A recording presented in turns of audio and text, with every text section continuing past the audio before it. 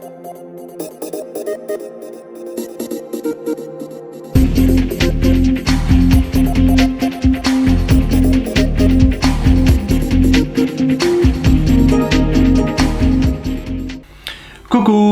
Aujourd'hui, je vais vous parler des pronoms personnels. À cette étape de votre apprentissage, j'imagine que vous avez déjà une idée des pronoms personnels parce que vous les avez déjà étudiés probablement. Alors ce que je vous propose de faire dans cette vidéo, c'est de vous donner un aperçu général des différents types de pronoms personnels et de leurs fonctions. Comme vous pouvez le voir dans les exemples que je vous propose sur la diapositive, un pronom est un mot qui permet d'éviter les répétitions des substantifs dans la phrase. Par exemple, mes parents sont venus me rendre visite.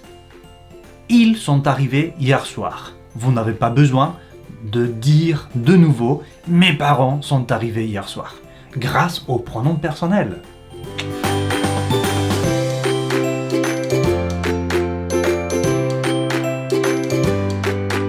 Le premier type de pronom personnel que nous allons étudier, c'est le pronom personnel sujet, qui est le plus utilisé et probablement le premier que vous ayez appris en français. Alors, à la différence de ce qui se passe dans d'autres langues, le pronom personnel sujet est obligatoire en français, parce que toutes les ou presque toutes les personnes se prononcent souvent de la même manière, et donc il faut spécifier qui fait l'action du verbe. Prenez par exemple le cas du verbe parler. Au présent de l'indicatif, vous allez dire je parle, tu parles, il parle, nous parlons, vous parlez, et il parle. Donc il y a 4 personnes qui se prononcent exactement de la même manière. C'est pour ça qu'il faut comprendre qui parle. Je parle, tu parles, il parle, etc. Vous comprenez? On ne peut rien introduire entre le sujet, le pronom personnel sujet, et le verbe, sauf la négation, l'adverbe de négation, ou un autre pronom personnel. Là, sur la diapositive, vous avez les différents pronoms personnels sujets que vous connaissez déjà. Je, tu, il, elle, on, nous, vous et il, elle. Le pronom on est un peu particulier. Vous pouvez l'utiliser dans 2 cas différents. Le premier, quand le sujet de la phrase n'est pas spécifié. Quand vous dites par exemple, ici on parle français. Mais qui parle français? Je sais pas, tout le monde, on sait parler le français. N'importe qui, vous comprenez? Le sujet n'est pas spécifié. Sinon, il y a un deuxième cas dans lequel vous pouvez utiliser les pronoms on, c'est comme synonyme de nous, de la première personne du pluriel. Donc, au lieu de dire nous allons au cinéma, vous pouvez dire on va au cinéma. Quand vous faites une phrase un peu longue avec plusieurs verbes qui ont le même sujet, vous pouvez, si vous le voulez, omettre le pronom personnel sujet. Mais faites attention parce que parfois vous avez une tendance à abuser de cette possibilité. Donc je vous recommande, en cas de doute, de répéter le sujet. Dans certains cas, il est possible d'inverser l'ordre des éléments dans la phrase, sujet-verbe, verbe-sujet. Par exemple, après une citation, après ainsi, sans doute, et peut-être, et à la forme interrogative.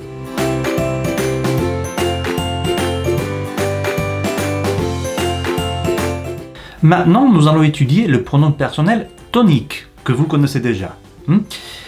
Ces formes sont moi, toi, lui, elle, nous, vous, eux, elle. Et quand est-ce qu'il faut utiliser le pronom personnel tonique? Alors, il faut l'utiliser dans 3 cas. Le premier, quand il est utilisé de façon isolée. Le deuxième, après une préposition. Vous ne pouvez pas dire, par exemple, avec je, c'est avec moi. Vous ne pouvez pas dire pour tu, c'est pour toi. Ça, vous le savez déjà, non? Et la troisième situation dans laquelle vous devez utiliser le pronom, c'est pour souligner qui réalise l'action du verbe. Alors, normalement, vous allez dire « je parle français ». Ok?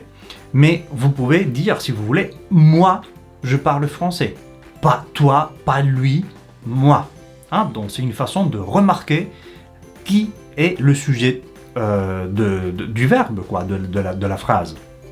Il y a un autre petit pronom très intéressant, le pronom soit, et qui vous permet de parler de quelqu'un de façon indéterminée. Par exemple, vous pouvez faire la phrase « Il est important de prendre du temps pour soi ». Pour qui? Pour tout le monde. Et vous avez un certain nombre d'expressions, de locutions très habituelles qui incluent ce pronom. Par exemple, en soi, il va de soi que, par soi-même ou soi-disant.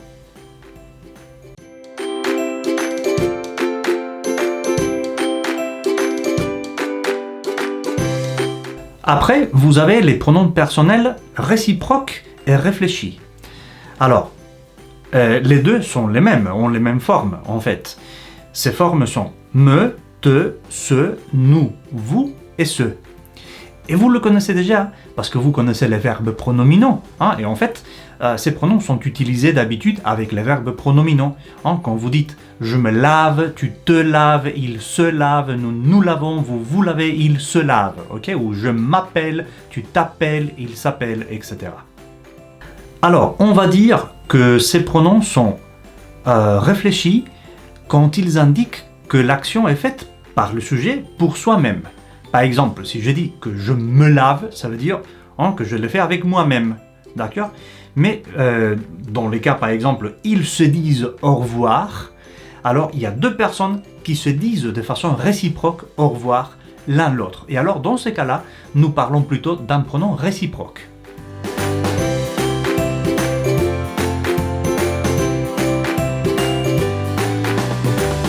Ensuite, vous avez les pronoms personnels compléments qui peuvent être de compléments directs ou des compléments indirects.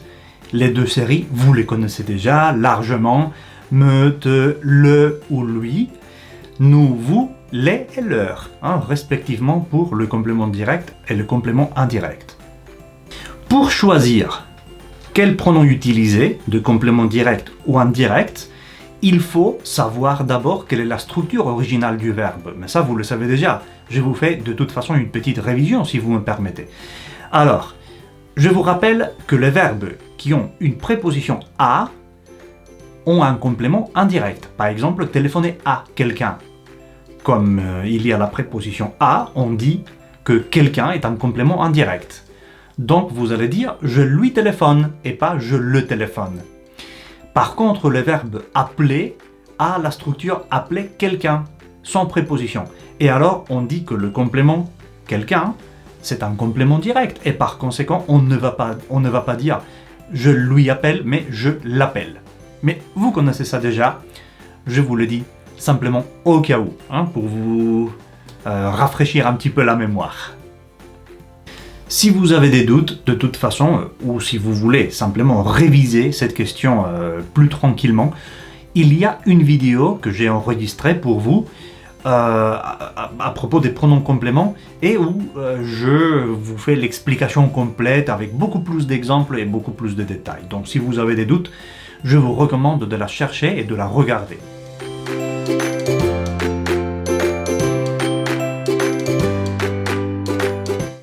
Le pronom « en », de son côté, est un pronom invariable, à la différence des autres que nous venons de travailler, de découvrir. Et c'est un pronom que vous connaissez déjà. Je vous dis la même chose que pour les pronoms personnels compléments. Il y a une vidéo spécifique qui traite ce sujet de façon beaucoup plus approfondie. Donc si vous voulez, si vous ressentez que vous avez besoin de réviser un petit peu cette question, je vous invite à regarder cette vidéo. De toute façon, je vous rappelle que le pronom « en » est utilisé pour remplacer « à » un nom accompagné d'un article indéfini ou partitif. B. Un nom précédé d'un terme quantitatif. Là, attention, parce qu'il faut répéter ou reprendre la quantité. Ça, vous le savez déjà. Et C. Un nom introduit par la préposition « de ».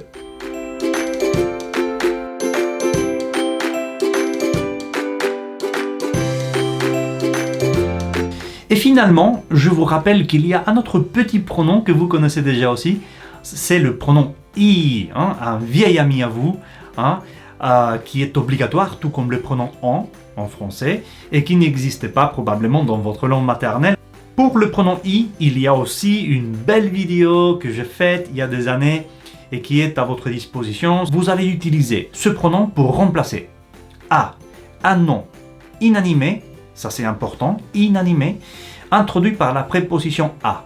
B, le pronom I remplace un complément circonstanciel de lieu, introduit par n'importe quelle préposition. Donc, vous dites par exemple « nous habitons à Rome », vous pouvez dire « nous y habitons ». Ou « nous habitons en Italie », nous y habitons, c'est la même chose. Ok ?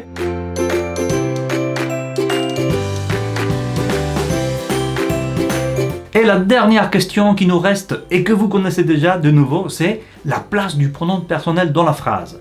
Alors, quand il y a un seul verbe, il faut mettre le pronom juste avant le verbe. Si le verbe est composé, alors il faut mettre le pronom avant le verbe auxiliaire. S'il y a deux verbes différents, alors il faut mettre le pronom entre les deux verbes. Et à l'impératif affirmatif, vous savez déjà qu'il faut mettre le pronom après le verbe. Et il faut les relier avec un petit trait d'union. Au cas où il y aurait deux pronoms dans la même phrase, qu'est-ce que vous devez faire? Quel est l'ordre des pronoms?